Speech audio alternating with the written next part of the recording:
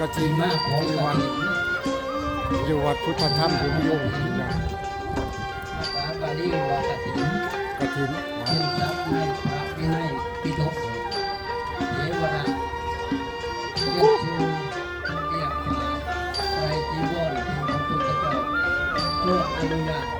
ให้ภิกษุผู้จำพรรษาเกือบ3 เดือนแล้วสามารถรับบรรลุธรรมได้โดยคำว่าการทอดกฐินหรือการกรานกฐินจัดเป็นสังฆกรรมประเพณีการพระวินัยบัญญัติเทวดาที่มีกำหนดเวลาที่พระสงฆ์สามารถกระทำสังฆกรรมนี้ได้นับแต่วันแรกเดือนกรรมเดือน11ไปจนถึงวันที่15 กรรมเดือน12เท่านั้น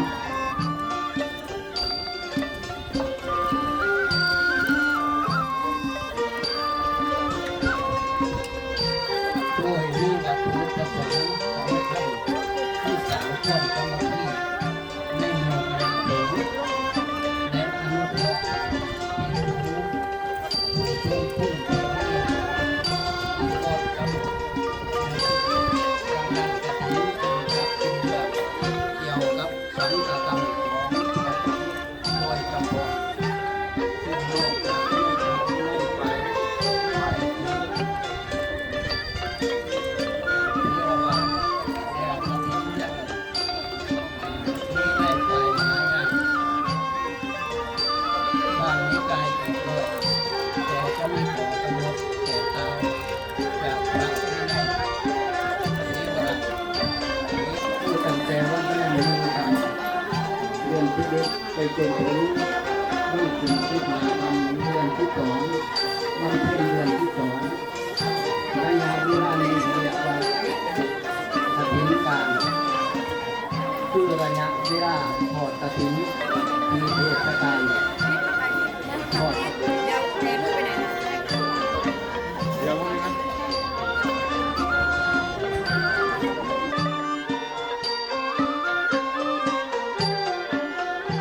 ย่อมืออีกไปก่อนนะ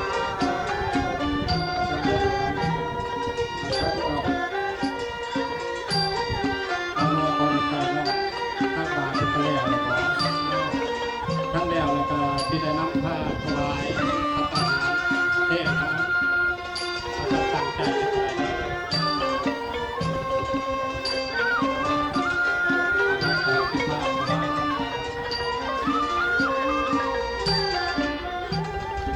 ตั้งใจเลย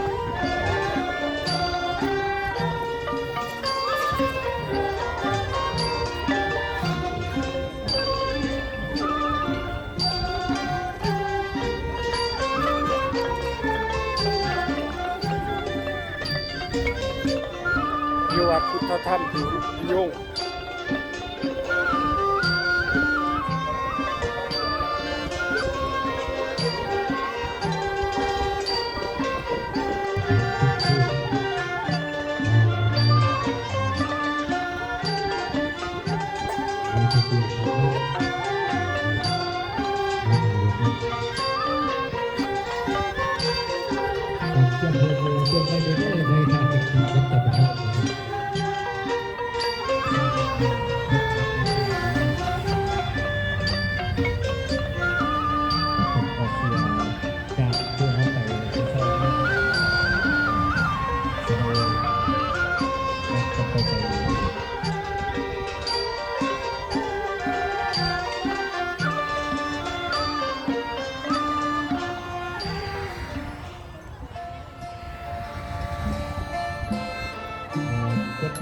ปฏิเวณมานับบุคคลนับเพราะว่า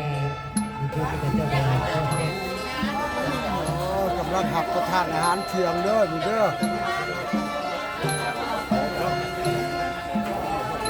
ตุ๊กตุ๊กตุ๊กตุ๊ก